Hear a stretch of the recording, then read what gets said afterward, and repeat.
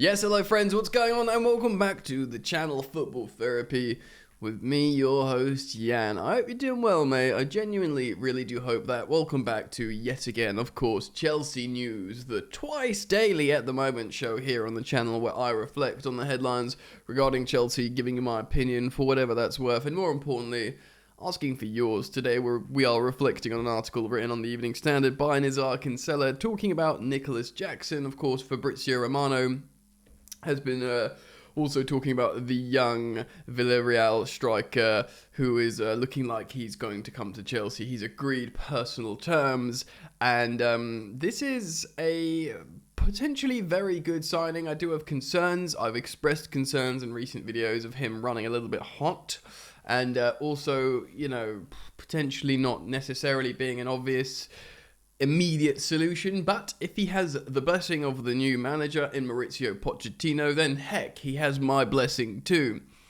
Plenty of positive things of Chelsea at the moment. We've already taken or trimmed the fat, as they say, off an incredibly bloated squad and generated some revenue as well on the way, as well as saving ourselves a lot of money in wages. Headlines remain, of course, with Mason Mount going to Manchester United. I think many people have made peace with Kovacic to City, and indeed Kai Havertz to Arsenal. It's very intriguing to see how Kai Havertz will work out Arsenal in the attacking eight. Will it go well? Will it not go well? It'll be very intriguing to watch from as much of a neutral standpoint as we all can do, but of course, as Chelsea fans, it would frustrate to see him do well, but that £65 million generated in transfer fee, as well as the alleviation of his wages, as well as the understanding Nkunku will start ahead of him, it's made it easier. So there's lots to get into today. I thank you for joining me. Thank you for dropping a like on the video. Your continued support is very much appreciated, and I do see it and feel it. So if you do want to subscribe, you're welcome to. Hit the bell if you do, because of course I am uploading all the time, and I've been interacting with a lot of you on Instagram of late too, of course. The only social media I'm active on now, at Football Yannick on the Instagram.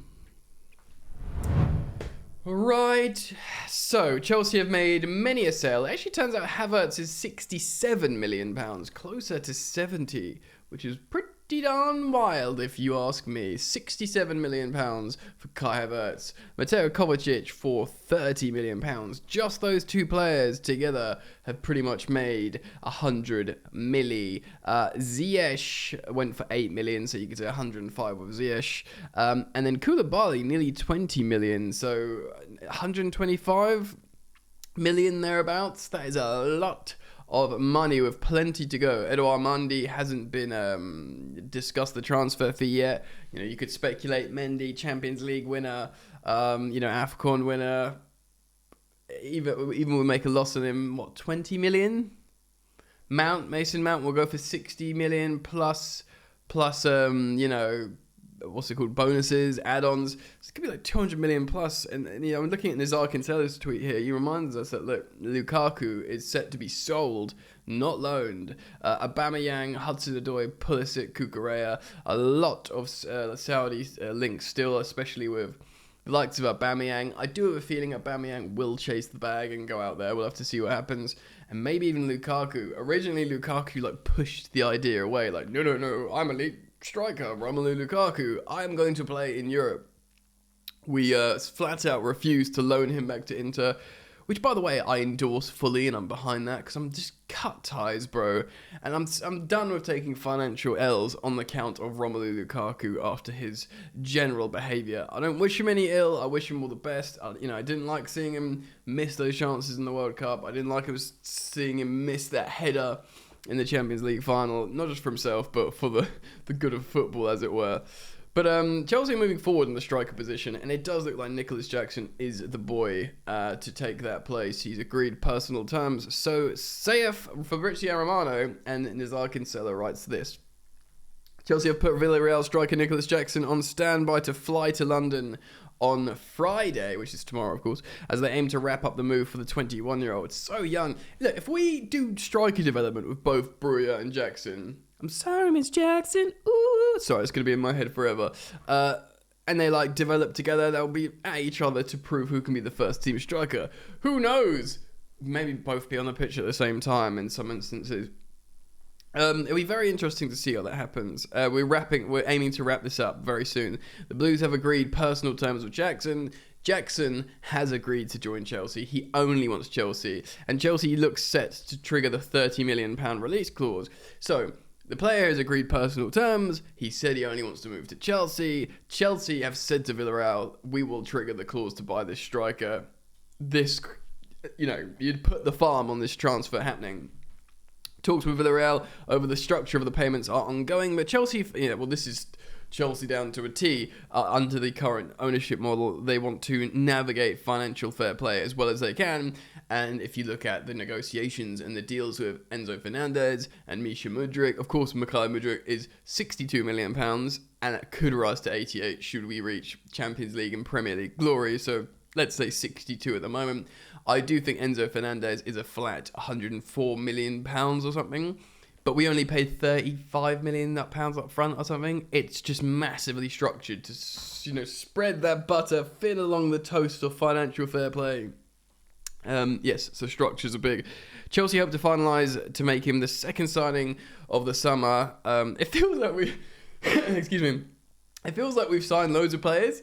We obviously know Malo Gusto is coming, but we know people like returning loanees like Levi Colwill is going to be massive, and of course Nkunku, and I don't know. It feels like because we've got such a big squad and we made so many January signings, it just feels like there's more. Still, that's a good thing. Of course, we confirmed Nkunku from Leipzig this week. Jackson, here's that line again. Jackson finished the season in blistering form for Villarreal, scoring 9 goals in the last 8 La Liga matches, and is ready to travel to London for a medical. He is a cheap alternative to £100 million rated Napoli star Victor Osimhen. And to be honest, ladies and gentlemen, I think Osimhen would cost more than 100 million. And of course, that Rasmus Højlund or whatever, the Atalanta striker who hasn't scored that many goals. Man United are getting quoted £88 million. So Nicholas Jackson for 30 million could be a snip. Chelsea want to bolster their front line for new head coach Mauricio Pochettino after agreeing to sell Kai Havertz for 65 million or 67 million, as apparently it is, to Arsenal, Lukaku and Aubameyang are also expected to leave Stamford Bridge, and again on a permanent.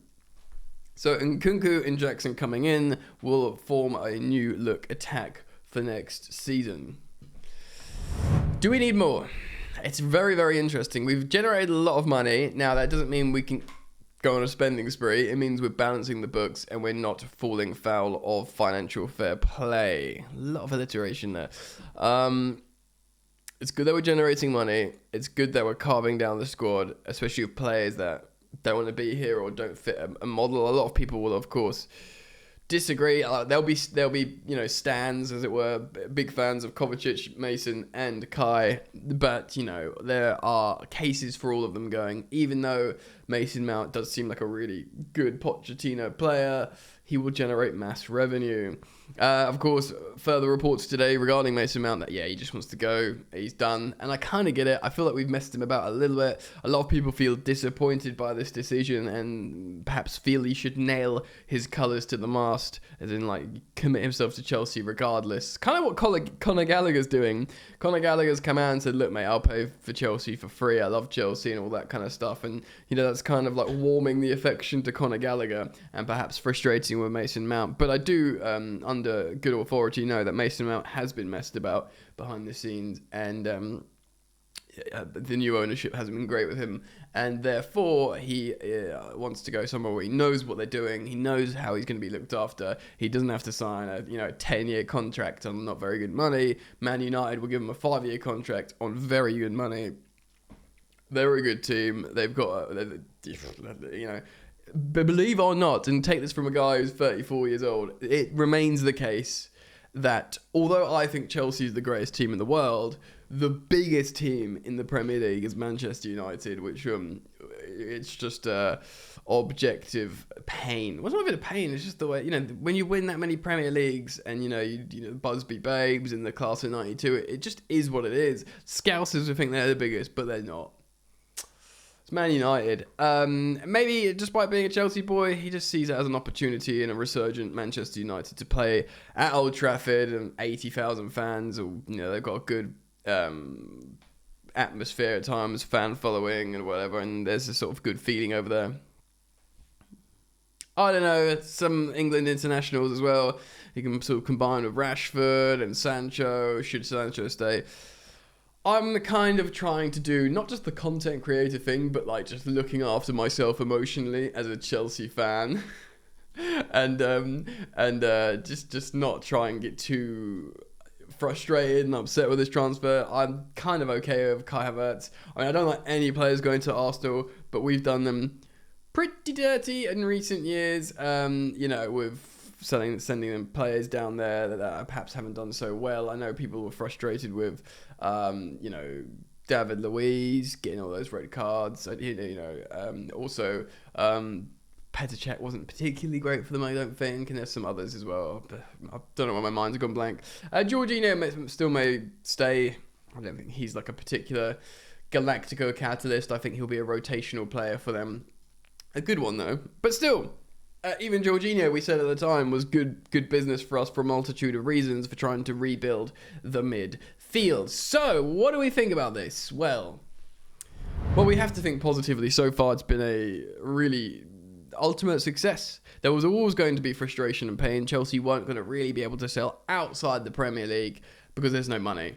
It was when we heard Bayern and, Real Madrid were interested in Kai Havertz. It seemed perfect, but they would never put up the same money as Arsenal did. Arsenal will do that. He wants to stay in London. Fine. Rip their hands off. Done. What else? Who's next? Kovacic to Man City. I've said it, to the point of exhaustion. I don't think it's strengthening a rival. It's just a good team getting a good player that's away from us at the moment. That's a different league. £30 million for a 29-year-old midfielder. Doesn't score goals. He's got 12 months left in this deal. Thank you very, very, very, very, very much.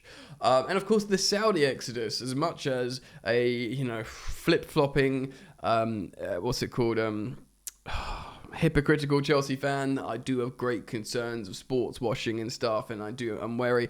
I also have talked about the Saudi project in isolation. Now, why I wouldn't want to be owned by the Saudis, the public investment fund, because of the, the stuff like that. But there's also a case of how they're trying to, develop in certain ways over in Saudi Arabia, and how they see football as a portal for that. We will flip-flop and do mental gymnastics as football fans. Ultimately, I have to be happy that we've sold our deadwood off to somewhere where they'll give us money and absorb their wages. You just got to be transparent on how you feel at the time. So Chelsea are trimming down their squad big time. And Nicholas Jackson, he's a ball carrier. We've looked at his stats. We looked at him comparatively to Breuer. This is not a hit piece on Breuer. I think he's an excellent talent. And he does look exciting. But it's a young 21-year-old striker that's going to come into the Premier League and have a big shock when he endures and feels Premier League football. Will it work? I don't know. But what do we need next? Is it Caicedo and done? Because maybe it is. If you think about it, we're going to play a back four. We've got the four young centre-backs we've spoken about. We've got the starting fullbacks in Chile and James. You could have Gusto and Cucurella Hall. I mean, we might sell Cucurella, which would be great. Oh, we could sell Cucurella as well. And then you can have like Hall as a rotational, left back that can invert into midfield. Do a little bit what Trent Alexander-Arnold is currently doing for Liverpool. Or should I say, so recently has been doing for Liverpool. Hall being a midfielder by trade. That would kind of suit him. Whether Pochettino would do tactics like that, I don't know. And of course, there's Ian Maatsen, who would be returning from loan. Chelsea get a big bid from him. Maybe they'll flog him for, if Burnley come in and say £27 million or something, Chelsea might just rip their hands off. We'll see what happens there. But he would be an excellent option to deputise behind Ben Chilwell. Midfielders, what have we got? We have got Enzo Fernandez. We don't have the old trilogy of Kovacic, Jorginho and Kante anymore. All gone. It does look like Gallagher has a strong chance of staying. He does love Chelsea to bits. Unlike Mason Mount, he is a Chelsea fan, of course. Mount's a Pompey fan. And maybe he just will do anything, and maybe, that's pre-season with Poch, he just proves he can do something. It'll be very interesting. I mean, if we play with a 4-2-3-1, he'd have to be the backup number 10 behind Nkunku, you'd have to think. Maybe, he's not going to play any of the Yenzo role or the conventional CDM, which I guess would be Caicedo, should we be able to sign him. And wide forwards like Noni Madueke, Mudryk, right, left, Sterling can play on both and cover on both. Is that maybe that's enough? And obviously Nkunku can play wide attacker as well, and then you bring Gallagher in the middle, whatever. We're not in Europe, man. We're not playing any European football. Maybe that's enough. Maybe that is enough. Anyway, of course, loads and loads of things to consider. Really interesting stuff there. Do keep it locked, man. Trust me, Chelsea aren't done yet. We're only getting started. Lots of stuff's happening. There'll be more here he goes from Romano. There'll be more fees, generated revenue that would reflect on. Hopefully Jackson gets over the line. That'd be very interesting to see how it works there. And there might be more signings. There might, don't put it past Chelsea to sneak in a wide attacker on deadline day or something peculiar. I know it's the new ownership, but we did it last deadline day. Anyway, thanks for joining me. Keep it locked. I look forward to seeing you on the next one. Peace.